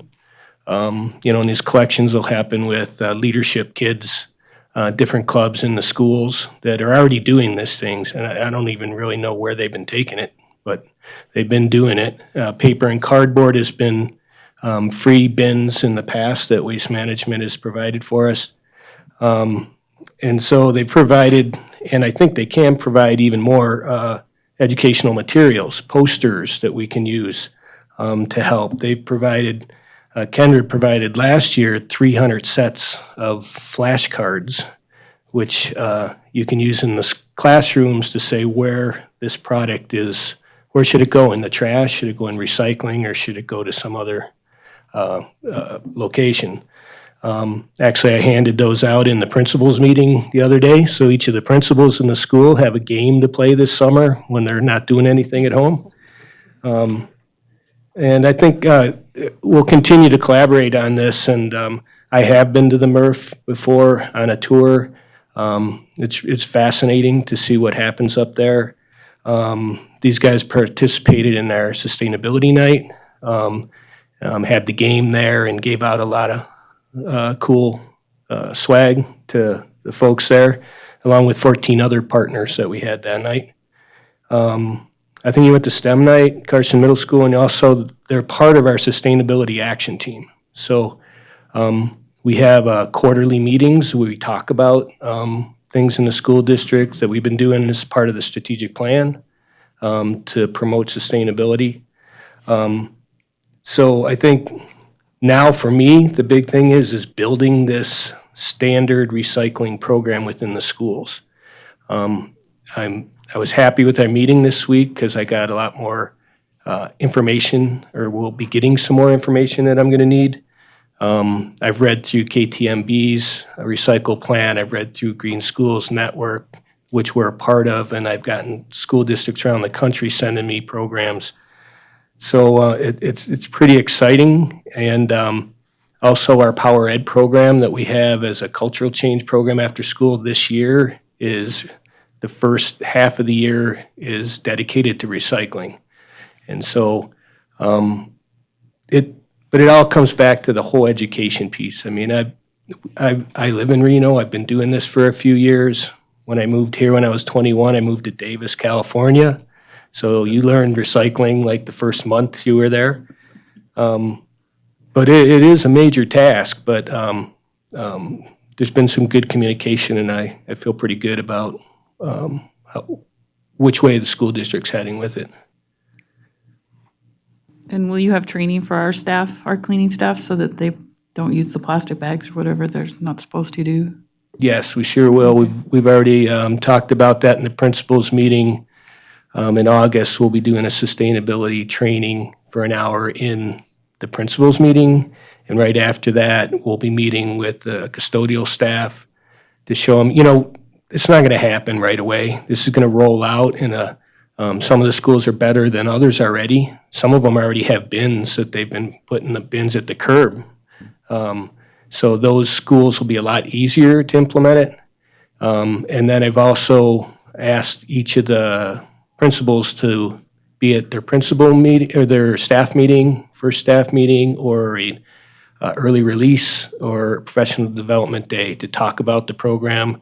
I've gotten 2 of the principals already scheduled, and tomorrow's my day to get that reminder out to them. So, yeah, it's training, education. And we're definitely willing to help with that, and with either material or talks or whatever the schools need. And I think that's really important because we started recycling because of the programs we had here with my kids would come home and go, Mom, that doesn't go there. You need to go get the bin and put it in the bin. So I think that's a really major component of this if you want the community to get educated, because I'm telling you, those kids are relentless about what went when they were home. So we appreciate that part of it. Any other discussion, questions? John?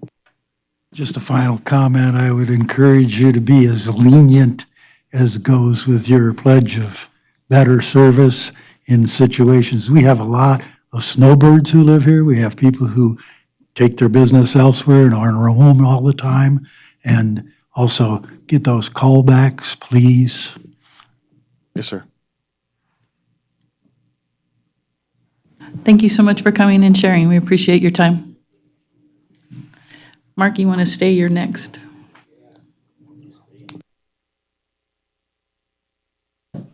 Moving on to number 9, informational update on capital improvement projects at the Carson City School District at Pioneer High, Mark Twain, and Fremont Elementary.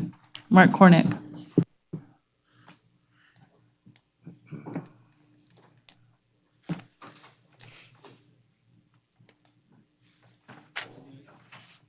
Trustees, supervisors, thank you for having me. Mark Cornick, Carson City Schools, for the record.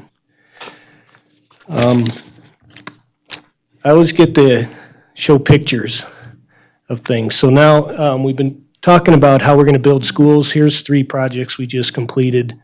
Well, 1 we completed, 2 we're going to complete by the start of school. So I just kind of want to take you through some of the pictures and some of the things that we're incorporating in each of the schools in the remodels. The 3 projects are Pioneer High, Fremont, Mark Twain. Tried to stay with the school colors here. Okay. So Pioneer High, we had a phase 1 part of this project was roughly $300,000, which was tenant improvements, upgrades to the classrooms. We built conference room, some offices, divided a classroom into 2 for a Carson Online program, upgraded some power, carpeting, paint, that kind of thing. Actually, that we came in a little bit under budget on that, which is one of the only projects recently we have. Phase 2 just completed in April, and we actually put, I think it's 10,783 square feet into the expansion to a new building, which has a chemistry, bio, and a career technical education classroom, and then other support rooms around that.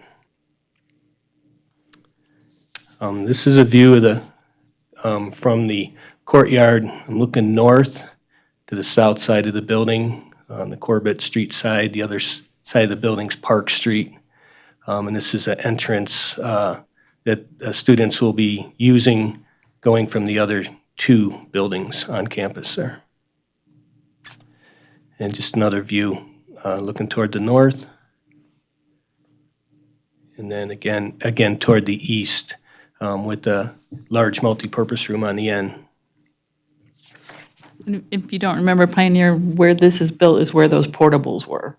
So there were no regular structures. All right, this is the new chemistry lab that we built. The next is a biology lab on the west end of the building. Just to comment on the portables, we did remove 3 portables from there, and later on I'll give you a little more update on what our portable status is and what our history has been with those. This is a commons area, and it's affectionately called Panther Hall now. We've got some new environmentally sound products in here. The carpet squares, renewable and recyclable. And we have some LVT tile, which is one of the first tests in this town with that type of tile in a school. This is what we're calling the Innovation Center. It doubles as a library and a conference area.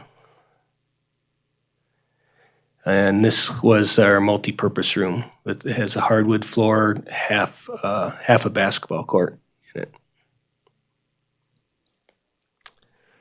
Any questions on Pioneer? I just remember it as Corbett Elementary when I went there. This doesn't even look like the same school at all. There's several of my older staff that still call it the Corbett Complex, yeah. Okay, so we're moving on to Mark Twain and Fremont, 2 identical schools that were built for roughly $8 million in 1992. These 2 additions cost roughly $4 million each. So it kind of tells you the cost escalation over time. In Fremont, we added 12,288, and Mark Twain is adding 13,358. The expansion includes improvements to spaces for kindergartners, early childhood, general education, Mark Twain, or Fremont will have a special area for career life skill kids in classrooms that can be divided into 3 areas with portable walls in them. So we can have a K1, 2, 3, and a 4, 5 classroom there, or open it up when, depending on the population. It also has a support area with a restroom, changing room, shower, to help some of these kids out. So that program currently is at Seeliger without all these amenities, so we're pretty excited about that area. And we'll be moving a lot of that program stuff, if you will, from Seeliger this summer. And also, there's 4 portables at Mark Twain that will not be there any longer either. Okay, so I'll just run you through Fremont real quick. These pictures were taken Monday, so it's the most current ones. And I just chose this to start it because I just thought it was a really cool picture of a concrete pour early in the morning. I threw this picture in because this is what it looked like before. We took these breezeways, if you will, off of the building, and they were just sawed straight off, and we added the hallways to, and the rest of the building to the existing hallway in the school. And here's Fremont with, after they sawed that area off. And also you can see, this was probably February, and I just wanted to have you have an idea what the transition was. But you can see we had a rough winter in this project. It was really wet. Especially this site is wet, about 8 inches down. So we had to dig quite a bit out and excavate and bring base in and bring everything back up.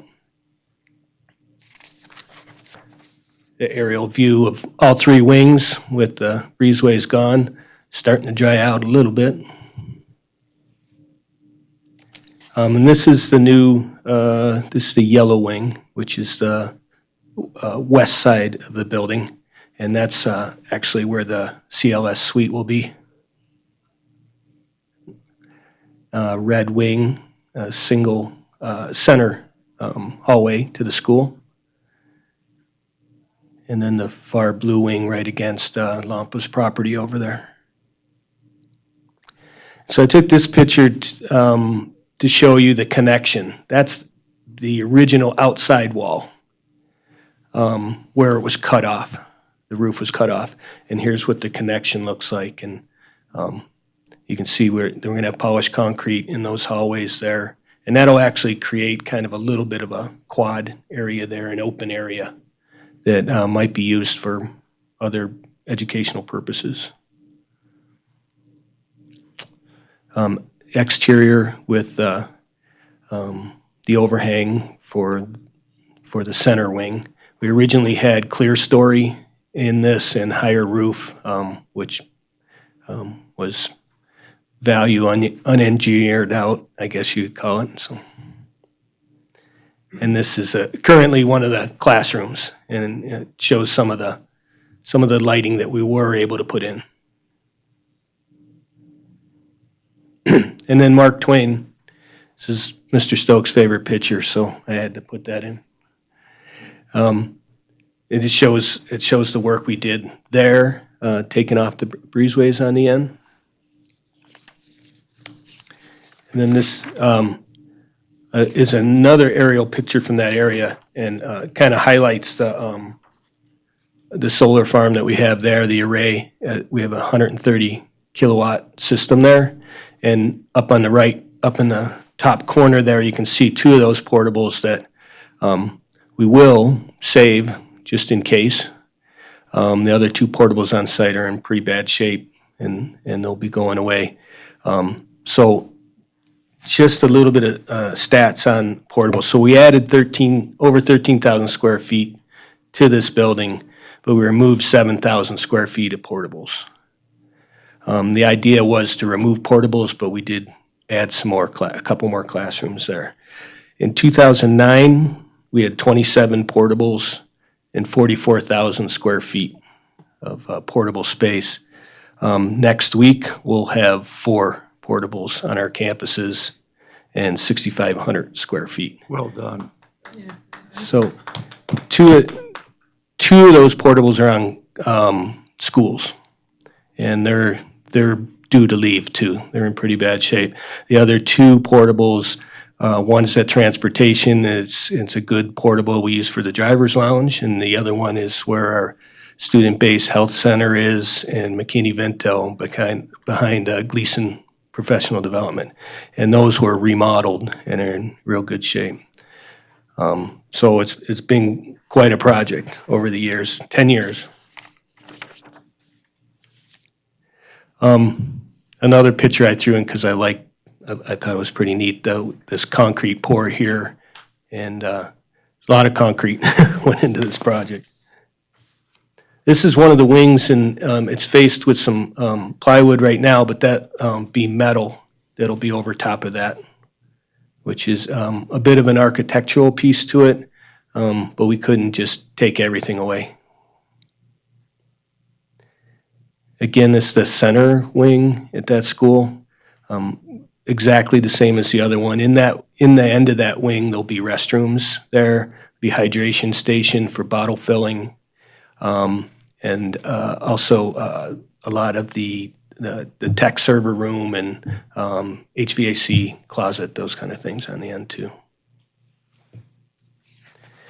And there's the far, the north wing, we call it the blue wing, with the mountain in the background.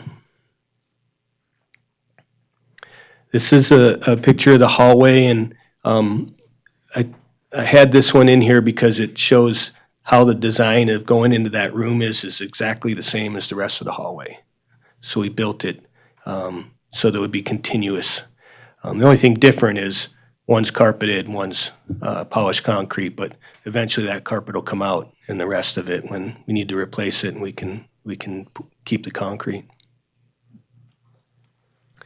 It's the only picture I had of the connection. This again is the outside wall. You can see the carpeting further in, but that was the outside wall. I just thought it was real unique how they were able to design that and build it. And a corner classroom that overlooks the playground right there.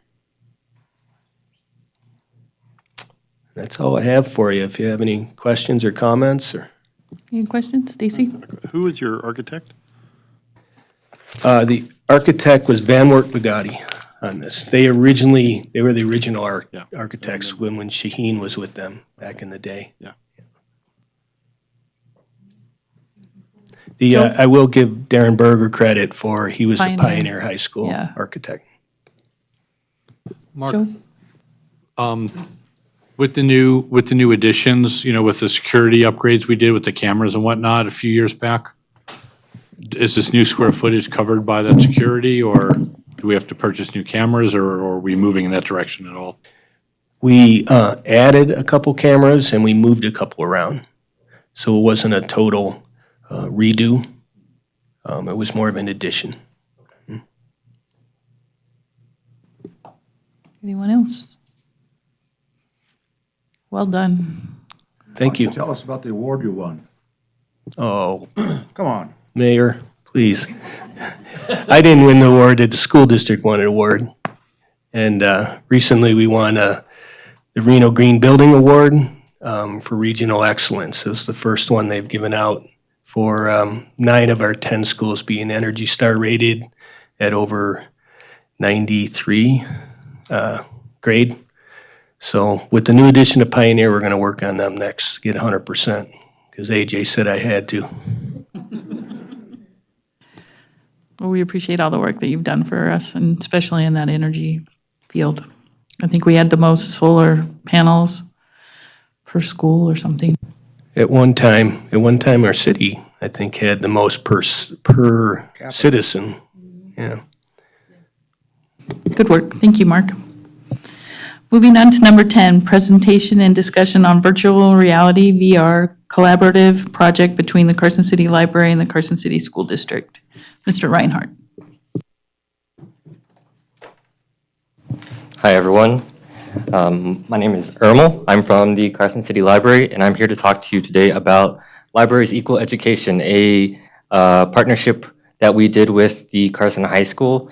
Our objective was, Libraries Equal Education is a partnership that's going on throughout Nevada through the state library. It's designed to partner libraries with their schools. So we partnered with Carson High School to supplement their school resources and to study the impact that certain technologies have on student learning. So a little bit of background. Day one, I received training on virtual reality equipment from Mike Valenti from XR Libraries, who has set up numerous VR setups throughout California in different libraries and schools.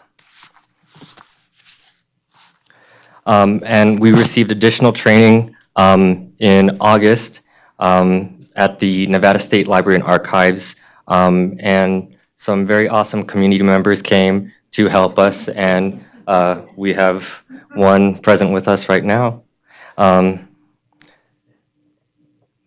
So the actual, I guess, meat of everything.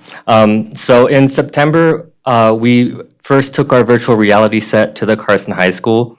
So in this initial phase, we wanted to demonstrate the uses of this technology, how the technology worked, and then future plans for partnering with Carson High to use virtual reality in the classroom. So in this picture, in this picture right here, we have the District Science Curriculum Coordinator, Rod Butler, in blue. In red is the Comprehensive Life Skills teacher, Todd Jennings, and then Ananda Campbell, the librarian of Carson High School, who has been phenomenal in helping me get this into the Carson High School. But continuing, so October through December of 2018, we had hosted the virtual reality equipment at the library, and this allowed students and teachers to have the opportunity to come and try out the technology in the classroom. And then April 2019 through May, we partnered again with Carson High School, and this time we put it into a science classroom. So with the help of Scott Vickery, we had it in his classroom, and the students had the opportunity to actually use it in a classroom. All right, so this is one of the statistics generated from the program. So did use of XR increase or decrease your engagement about the topic you studied? 64% believed it increased their engagement, 24% were neutral, and then 12% were somewhat negative towards it being an engaging way of learning. And engagement encompasses everything from intellectual, emotional, social. So we don't quite have that statistic, but this is a way of measuring overall engagement. Sorry, can I ask you a question real quick, just on the engagement? Yes. Maybe I missed it and I apologize, but who did you survey? Were these students? Were these? Oh, so yes, these were students. Okay. Yeah. Did he give you any feedback as students? I would think with virtual reality, this would be right up their alley. Why did the minority group of students feel they weren't? So, engaging? The students that weren't engaged typically, they were uncomfortable with the controls. Virtual reality can cause nausea in some people, so that's another factor. Like I said, the controls, it does take some time for students to learn how to actually navigate, so that can be a deterrent towards engagement. And a good survey always has the same question asked in a different way, just to make sure that people weren't just putting whatever. So again, 67% increase, 27% neutral, and 8% said it decreased their curiosity. All right, so did use of XR help you understand the topic you studied? So this is a measure of comprehension. 59% believed it helped them increase their understanding, 33% neutral, and about 8% believed it was not helpful. So this question, would you like to experience, this says XR, which encompasses virtual and augmented reality. But this question measures how much they basically enjoyed it and would like to see it again. So we see an overwhelming majority would like to see this more often in their school or library. And then, do you think the use of XR has the potential to help you prepare for a future job or not? So majority believe that this can be helpful in preparing for a future job, and virtual reality technology is being used currently in job training. One such example is Walmart training new employees on how to handle Black Friday shoppers. All right, and so these are the statistics we generated over at the Carson City Library. So I'm confident about using what I've learned with XR, and I'm likely to apply what I've learned using XR. So the statistics that we are generating over at the library encompass everyone from 13 to 80. So we can see that this is quite similar to the statistics we generated over at the school on those who believe that they are learning from this type of technology. So the future of virtual reality in Carson City, we currently are getting or have more units that are more portable. So this could potentially allow for a group learning experience rather than just having one-on-one experiences or one person watching and a group observing. Increased programming opportunities and variety. Like I said, with smaller units, we could have bigger groups getting together and participating in somewhat of a virtual classroom. And then we are hoping to continue our partnership with the Carson City School District as well as the Nevada State Library, who helped fund this, and the Boys and Girls Club, who we are now participating with during the summer. And that is the end of my presentation. Are there any questions? Any questions? No? Any questions from our side? All right. If you haven't tried that, it's really rather fascinating. Thank you. Thank you. Just an overall comment, Stacy. Is that something we cover in the MOU that we were discussing earlier as library services?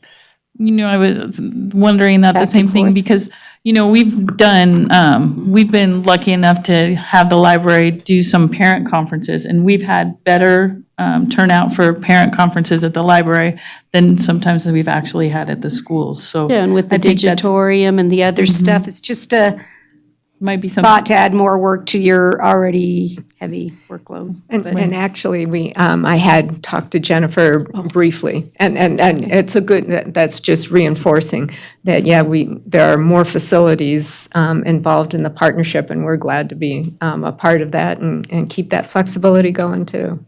Oh, Diane Baker, interim library director, for the record. Yeah. In fact, I had it written here under number 11 to bring that up, so thank you, Lori. But yeah, I think it's definitely a great partnership and really done well for the community. Thank you both.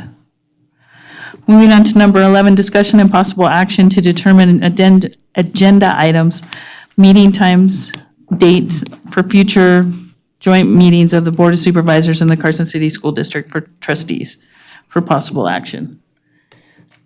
I think we've talked on the board side about changing the time of these meetings to coincide with the school board as opposed to the Board of Supervisors day. In other words, we'd start earlier in the afternoon. Your meeting start at 7, we'd start somewhere around 5. Yeah, that was part of our discussion too. It would make an easier day for you guys, and our meetings don't go all day, so it would be probably better off if that works for you guys not to have meetings on Tuesdays if you didn't have any other outside meetings on Tuesdays on the 2nd and 4th, I think we'd be open to that. We've done special sessions at 5 and 5:30, so. I was going to say we could do a special and early session too. We don't have to wait till 7, would be my thought. Well, we would have the joint, would be like here where we have the 2-hour meeting, we would have it from 5 to 7. Right, and then start our And then meetings start at our 7. That's meeting what I right mean. after that, yeah. We would adjourn, so, yeah, I think that's a definite possibility. The other thing I was thinking, as far as dates, I think it might be helpful if the January meeting was more like February, March, when we're trying to put together our budgets, because of all the overlapping facilities and stuff, there might be a problem with you guys funding something at the library, and that's something maybe that we'd have access to be able to do, or the tennis courts like you brought up. I think that gives us a little bit more flexibility to work with our budgets, especially next year, since we'll actually know a number in time. And then maybe the second meeting in September or October instead of all the way in November. But my big thought was the March one, so that we could actually discuss some money issues. Anybody else have any other feelings? Laurel? Just something that Lupe brought up at one of our meetings was we have a new parent-teacher engagement program, the APPT or TAT, I can't remember all of those acronyms. And there's translators there all the time, and we realized our school board meetings are not translated. So is there any interest in the city in providing, through the public access broadcast that goes out, some closed captioning that might be translated in Spanish for the population, and the high percentage of our population in the town that is Spanish-speaking?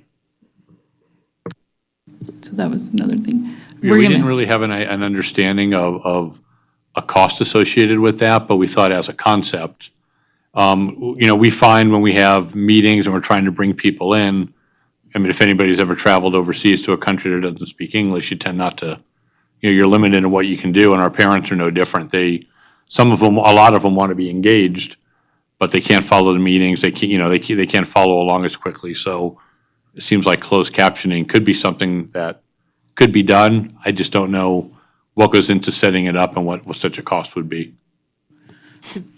As the school board, we're actually going to have a couple of agenda items on one meeting where we're going to have it in Spanish and English. We're going to have the English and then we're going to have it translated during the meeting. So that's what brought up that issue.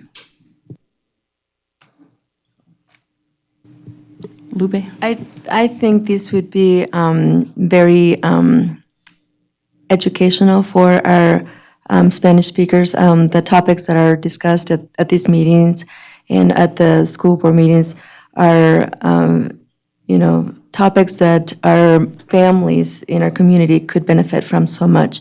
I think the entire community would benefit from offering this information to them in Spanish.